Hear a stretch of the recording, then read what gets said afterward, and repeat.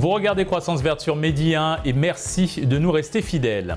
La réduction des émissions de gaz à effet de serre des opérations pétrolières et gazières au Sénégal était au centre d'une rencontre de haut niveau initiée par l'organisation non gouvernementale Natural Resource Governance Institute ou communément appelée NRGI. L'occasion pour les acteurs présents de réfléchir sur des solutions d'anticipation relatives à la réduction des émissions de gaz et de pétrole et aussi sur leur impact sur la santé et l'environnement des communautés au moment où le Sénégal se prépare à exploiter d'importants gisements. Le compte-rendu de cette rencontre dans un instant dans notre reportage et pour avoir un éclairage complémentaire sur le sujet, nous sommes avec monsieur Mamadou Lamine Diagne, directeur exécutif de l'ONG Action pour la justice environnementale. Merci d'avoir accepté notre invitation. C'est moi qui vous remercie.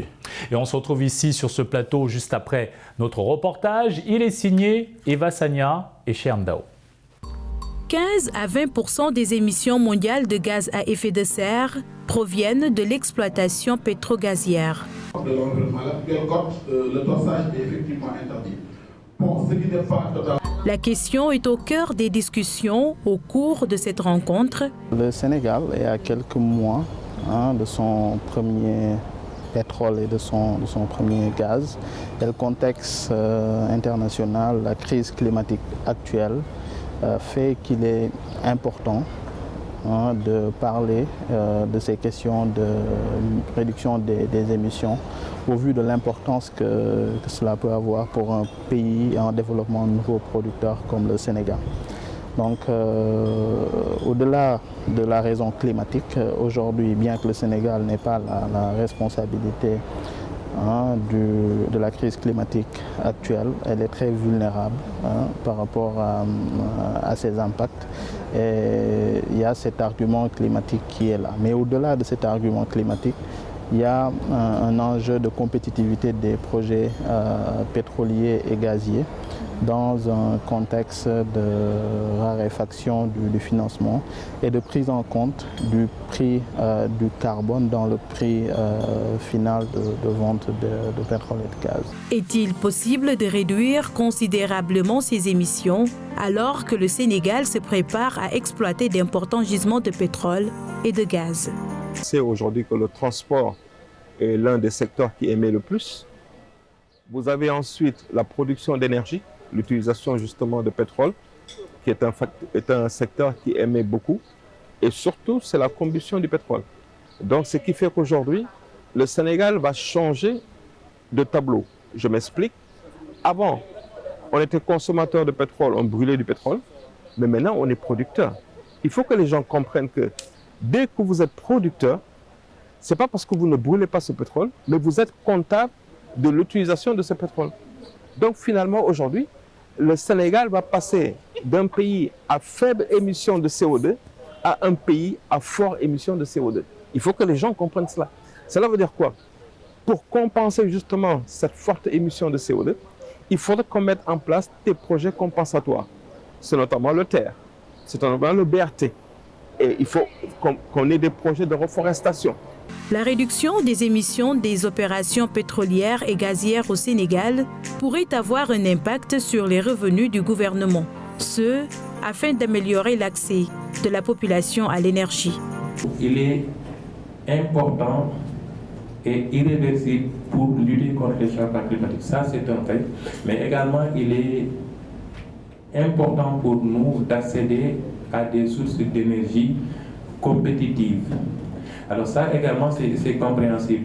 Donc dans cette transition-là, c'est une situation qui est là où un travail de conciliation sera nécessaire à faire. Et pour cela, il faudra relever un certain nombre de défis. Je ne vais pas citer beaucoup de défis, j'en cite simplement 3. Le premier, c'est l'accès aux technologies et au financement. Ça c'est important parce que nous ne sommes pas obligés d'avoir la même trajectoire que les pays développés. D'ailleurs, le climat ne nous permettrait pas cela. L'autre défi, c'est le défi de mettre en place une réglementation, un cadre de réglementation adéquat. Et le troisième défi, et non des moindres, c'est l'accès à une énergie propre et abordable.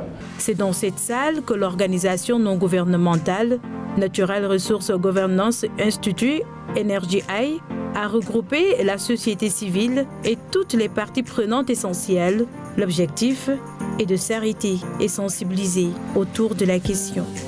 De plus en plus, il est important par rapport tout simplement à cet enjeu de compétitivité, de considérer cette question de réduction des émissions. Parce qu'au fur et à mesure que nous évoluons, avec la raréfaction de l'investissement, c'est vraiment avec les futurs cycles d'octroi de licences à venir, c'est vraiment les blocs qui auront de plus en plus les plus faibles émissions qui vont être les plus compétitives, à 40% d'ici 2030. Donc il faudrait vraiment soutenir ce déploiement des énergies renouvelables et aussi éviter un risque de verrouillage du gaz. Parce que le fait d'avoir une infrastructure de gaz assez importante peut verrouiller le pays, d'autant plus que c'est des contrats qui durent à très long terme et il faudrait vraiment considérer les énergies renouvelables comme la destination finale. Ce panel se veut une plateforme qui anticipe sur la réduction des émissions de gaz à effet de serre, mais aussi de ce qu'elle pourrait apporter, tant sur la santé et l'environnement des communautés. Tous les gaz, il faut comprendre. Aujourd'hui, c'est ce que j'ai dit. Quand vous êtes dans la circulation, le CO2, moi je viens de faire une enquête par rapport à la mise en circulation du terre. Ceux qui ont changé, qui ne prennent pas la voiture, qui ne prennent plus la voiture, qui prennent le terre, au niveau de leurs poumons, ils ont senti une amélioration. Il est certain que lorsque vous prenez une voiture et vous êtes dans les embouteillages, vous n'avez pas de climatisation, vous êtes soumis à des gaz toxiques pendant toute la journée. Vous êtes jeune, un petit enfant qui a des poumons qui sont fragiles. Quand il grandit avec ça, vous êtes à peu près certain qu'il va développer des maladies pulmonaires. Donc tout ceci, il faut que les gens, justement, c'est ce que j'ai dit aux gens qui mettent le terre, le BRT, ils n'expliquent pas aux populations. Ce qui fait que les populations ne poussent pas, justement, ces programmes. S'ils étaient conscients de, je dirais, la pertinence de la mise en circulation du terre et du BRT, sachant que ça allait impacter sur leur santé, etc. Mais ils allaient se dire, écoutez, moi je ne prends plus de voiture, je vais prendre le terre. Je vais prendre le bus. Parce que je sais que le bus, il marche avec de l'électricité, il n'y aura pas d'émissions de gaz à effet de serre, je vais arriver plus rapidement, etc., etc. Il faut aussi reconnaître que la réduction des émissions des opérations pétrolières et gazières peut renforcer la compétitivité des projets actuels et futurs du Sénégal, surtout dans le domaine de l'exploitation des hydrocarbures. Des entités qui émettent, qui ont des émissions, disons, atmosphériques, il faudrait aussi que les milieux récepteurs naturels soient préservés. Malheureusement, nous constatons, en tout cas nous, de notre perspective, qu'il y a une course à l'exploitation des ressources naturelles. Je m'explique. Avec le PSE, on a des indicateurs d'exploitation. Il nous faut exploiter, par exemple, 10 millions de tonnes de zircon. Il nous faut exploiter, etc. Mais est-ce que toute mine est bonne à exploiter? Est-ce qu'il ne faudrait pas prendre en considération certaines zones écologiques et les conserver, ne serait-ce que pour la valeur écologique qu'elles représentent? Et ce que je veux dire dans ce sens-là, comme recommandation, c'est que nous devons en tout cas consentir plus d'efforts dans la préservation de la biodiversité. C'est vrai, l'État du Sénégal a déjà mis en place des cadres pour cela. Tout ce que vous entendez à travers les AMP, les forêts classées, etc., etc. Mais nous pensons que, en tout cas, reconnaître aux communautés ce pouvoir de conserver elles aussi des espaces pourrait de toute façon pour nous contribuer à cette préservation de la biodiversité et donc des milieux récepteurs. Le Sénégal a l'intention de réduire conditionnellement ses émissions de gaz à effet de serre d'au moins 23% d'ici 2030. À la limite, faussement vrai. Faussement vrai parce que si vous êtes au Sénégal et que le Sénégal vienne de découvrir des réserves importantes de pétrole et de gaz avec notre besoin en termes d'énergie, et vous disiez au gouvernement du Sénégal, il faut arrêter l'exploitation des énergies fossiles, alors ça devient un problème. Naturellement, je suis d'accord avec vous. Et ça, c'est effectivement ça que moi j'appelle les croyances ou des idées arrêtées qui sont faussement vraies, en réalité. Parce que comparer la survie de ces populations à ce que l'État du Sénégal compte gagner 700 milliards pour le moment maximum par année pour une période donnée, mais vous verrez que naturellement, le choix est facilement fait. Mais je ne dis pas encore une fois que le choix c'est de ne pas exploiter, mais aujourd'hui nous avons des méthodologies qui permettent bien sûr d'exploiter sans forcément à la limite altérer les conditions de vie des populations. Ça c'est fondamental, on pourra plus tard aller beaucoup plus en détail. Deuxième élément deuxième levier fondamental, c'est lever certains défis. C'est le défi de la coordination, c'est le défi du consensus. Et ça lèvera sûrement le problème dont je viens de parler. Il faudrait qu'on puisse avoir un consensus, c'est-à-dire mobiliser la majorité des acteurs de ce secteur, qu'ils soient société civile ou société militaire, je ne sais pas, ou politique.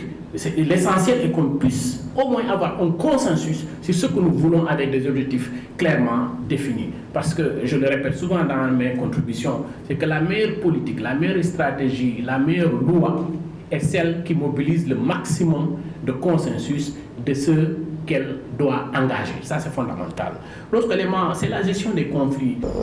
Effectivement, il est important de prendre en compte cette dynamique internationale de la transition énergétique parce que le monde globalement est en train de transiter des énergies fossiles vers les énergies renouvelables à un moment où nous avons des découvertes de pétrole et de gaz. Donc l'option du gouvernement est vraiment d'utiliser ces réserves de gaz, et cela peut se comprendre dans un contexte de pauvreté énergétique et des besoins énergétiques importants pour soutenir notre développement économique. Mais il faudrait prendre en compte le fait que le gaz est peut-être aujourd'hui considéré comme une énergie de transition. C'est vraiment une transition, pas la destination. Il faudrait faire en sorte de soutenir le déploiement des énergies renouvelables. Et c'est heureux que le JETP, qui a été récemment signé avec des partenaires, un groupe de partenaires internationaux pour le déploiement des énergies renouvelables. Environ la moitié des émissions provenant des opérations pétrolières et gazières sont du méthane, un gaz à effet de serre particulièrement puissant. Le gaz naturel représente une grande partie des objectifs climatiques du Sénégal. Le pays est l'un des principaux producteurs de minéraux essentiels, tels que le zircon, le titane et le phosphate. De retour sur le plateau de Croissance Verte, et nous sommes avec M. Mamadou Lamine Diagne, directeur exécutif de l'ONG Action pour la justice environnementale. Monsieur Diagne, d'abord, quels sont en fait les principaux enjeux environnementaux liés aux émissions de gaz à effet de serre issues de l'exploitation de gaz et de pétrole au Sénégal? Alors, le premier enjeu majeur, c'est l'altération du climat. Et que ça c'est même remarqué dans l'émission, qu'aujourd'hui, les entreprises pétrolières, les compagnies pétrolières contribuent à hauteur de 15% sur, en tout cas, les taux d'émission de gaz à effet de serre. Alors, cela, déjà, altère tout ce qui est climat, mais affecte la santé et l'équilibre des écosystèmes. Ça, c'est un premier enjeu. Et en sus de cela, il faut ajouter le fait que la production ou bien les fortes émissions peuvent même impacter les moyens de subsistance des communautés qui comptent essentiellement sur les écosystèmes marins, sur les écosystèmes terrestres, pour un peu, en tout cas, améliorer leurs conditions de vie ou bien tirer le maximum de revenus. Ça, c'est d'ordre peut-être économique. Mais même sur le plan aujourd'hui, sur le plan sanitaire, ça affecte aussi la santé même des écosystèmes, mais aussi des populations. Adam Sidiane l'a dit dans le reportage. Souvent, dans des zones où on exploite ces produits pétroliers et gaziers, mais les populations ont tendance à développer des maladies pulmonaires et d'autres formes de maladies qui peut-être souvent ne sont pas même du tout connues. Alors ce sont des coûts en santé supplémentaires qu'il faudrait que l'État prenne en charge dès maintenant. Mais peut-être ce qu'il faut aussi ajouter, c'est l'enjeu budgétaire que cela pose, et malheureusement l'État du Sénégal aujourd'hui ne s'est pas bien préparé pour peut-être faire face aux émissions de gaz à effet de serre qui seront produits par les compagnies pétrolières. Aujourd'hui, le budget, le taux en tout cas budgétaire réservé à l'environnement est à hauteur de 0,88% sur le budget global. Cela veut tout simplement dire que la place qu'occupe l'environnement dans le budget global de l'État est très faible et nous ferons, en tout cas d'ici 1 an ou bien 2 ans, face à de grands producteurs et à de grands pollueurs.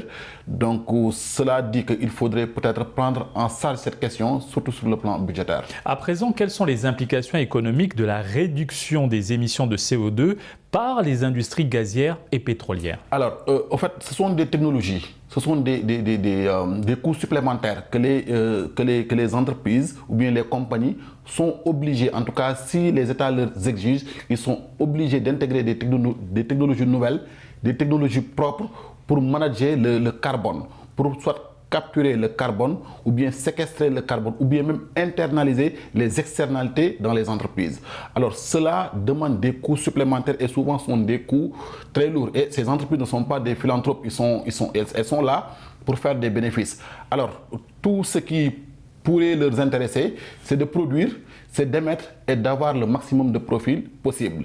Mais avec la crise climatique, avec les tendances aux énergies, en tout cas propres, avec la transition énergétique, les États développent aujourd'hui des instruments pour contraindre les entreprises à intégrer des technologies leur permettant de réduire le maximum d'émissions et ces technologies effectivement ont des coûts supplémentaires sur les bénéfices que peuvent produire ces entreprises. C'est pourquoi des fois elles sont un peu réticentes à mettre en place ces genres de mécanismes. Justement, parlons des énergies propres. Comment, à côté de l'exploitation des gisements du pays, les autorités sénégalaises pourraient davantage miser sur le développement d'énergies plus propres? Alors, je pense que comme premier mécanisme, il faut mettre en place un fonds visant à financer la transition énergétique. Le Sénégal a récemment signé le JETP pour un peu accompagner les efforts de transition que l'État du Sénégal est en train de faire à hauteur d'aujourd'hui 35%.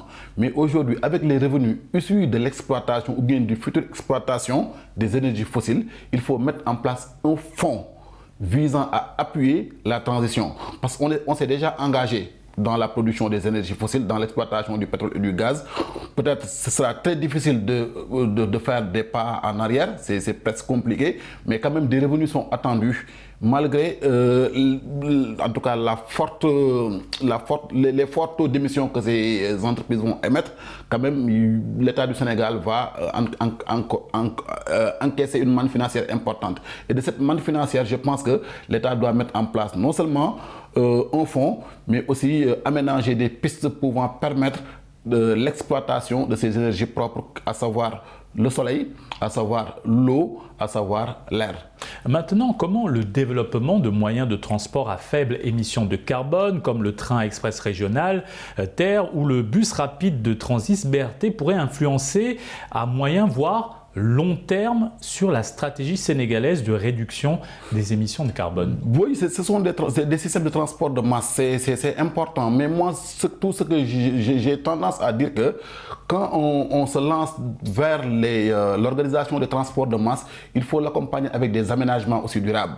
Parce qu'aujourd'hui, ce qui se passe au Sénégal, c'est qu'effectivement, on a mis en place le BRT, on a mis en place le TER, mais toujours, vous remarquez que les embouteillages sont toujours en tout cas présents dans ce pays. Donc il faudrait aujourd'hui aménager, créer des quartiers verts, créer des zones de stationnement et décongestionner la capitale, surtout décongestionner Dakar Plateau. Cela pourrait peut-être impacter sur la réduction des taux d'émission comme le prévoit notre CDN. Parce que nous avons un plan, hein, nous avons une CDN qui est la contribution nationale déterminée, qui, dans le secteur du transport, prévoit des taux de réduction très forts. Mais malheureusement, avec les deux systèmes de transport qu'on a mis en place, ça ne peut pas nous permettre d'atteindre ces objectifs. Mais il faudrait aujourd'hui, je te donne un exemple, le quartier comme les HLM, ça ne devrait plus exister comme quartier. Ça pouvait être un grand parking. Toute personne qui veut peut-être aller en ville ou bien aller à Centenaire, Dakar, etc., mais stationne là-bas, marche ou bien prend un vélo ou bien etc. Justement, parlons de vélo. Qu'en est-il de l'installation des pistes cyclables au Sénégal? Est-ce est-ce une question d'actualité? Bon, c'était une question d'actualité à un moment donné, mais il y avait même un projet pilote en ce sens, mais malheureusement ça n'a pas prospéré du fait que l'aménagement ne s'y était pas. Parce qu'effectivement, on ne peut pas mettre les vélos ensemble avec les voitures ou bien avec les transports de masse. Il faut aménager des pistes spéciales pour les vélos. Et c'est ce qui manquait, c'est pourquoi ce projet n'avait pas prospéré. C'est pourquoi je te dis que tout effort visant à organiser des transports de masse sans pour autant être accompagné par un aménagement durable, ce projet est voué à l'échec et c'est ce qui nous est arrivé avec le TER et le BRT. Monsieur Diagne, vous êtes le directeur exécutif de l'ONG Action pour la justice environnementale. En termes de plaidoyer et de sensibilisation, quelles sont les activités que vous menez dans le cadre de la réduction des émissions carbone? Alors nous, les actions que nous menons principalement, c'est ce qu'on appelle les contentieux stratégiques et les contentieux ordinaires. Récemment, nous avons effectivement esté en justice contre la dégradation de la bande des Filao. Vous savez que la bande des Filao est un écosystème qui constitue un réservoir de carbone, qui captait énormément de carbone, en tout cas ambiante à Dakar. Et aujourd'hui, cette bande des Filao, qui se trouve effectivement à Guédiawaye, a fait l'objet d'un déclassement de par un décret du président de la République. Et nous estimons que ce réservoir devait être préservé parce que le déclassement vise à l'urbanisation de cette bande des Filao. Nous avons attaqué ce décret au niveau de la Cour suprême. Malheureusement, on n'a pas eu gain de cause. Et par la suite, le président a déclassé encore l'autre partie de la bande et nous avons encore attaqué ce décret qui est toujours en cours de jugement. Donc, c'est justement pour vous dire que nous intentons des actions en justice. Je t'ai parlé tantôt de la CDN, de la contribution nationale déterminée. Le Sénégal a pris des engagements à la suite des différentes conférences des partis pour un peu respecter ces engagements en matière de réduction de gaz à effet de serre. Notre travail, c'est de traquer, c'est de faire le monitoring des engagements de l'État. Et quand nous constatons que l'État est en train de outrepasser ses engagements ou bien est en train de remettre en cause ses engagements, soit nous restons en justice auprès des juridictions nationales, soit nous restons en justice auprès des juridictions internationales. Monsieur Diagne, revenons un instant sur les énergies renouvelables. Qu'en est-il de l'impact du développement de ces énergies au Sénégal? Le pays est à 30% de mix énergétique et vise les 40%. Est-ce possible? Est-ce possible? Bon, c'est un peu... ça ne sera pas objectif de ma part de dire que c'est possible ou bien c'est pas possible. Mais de toute façon, le Sénégal est sur la bonne voie quand même quand on parle de transition énergétique ou bien de mix énergétique. Aujourd'hui, nous avons énormément de centrales. Avec le PSE, ils ont mis en place des sources d'énergie propres, comme les centrales hydrauliques, comme les centrales photovoltaïques, comme les centrales solaires. Mais ça reste énormément d'efforts à faire. Et que pour que cela soit effectif, il faut impliquer les populations dans ce travail et capitaliser aussi les initiatives privées. Parce qu'au-delà des efforts que l'État est en train de faire, il y a énormément d'initiatives privées visant à promouvoir des technologies propres, visant à promouvoir des énergies propres à partir de la biomasse, à partir des bouches de vaches, à partir même des fosses septiques. Donc si l'État faisait l'effort de capitaliser toutes ces initiatives privées, l'objectif des 40% pourrait être atteint. Vous parliez à l'instant de l'implication des populations. Alors quel rôle pourraient jouer les communautés dans la réduction des émissions de gaz à effet de serre des exploitations pétrolières et gazières ou même au quotidien?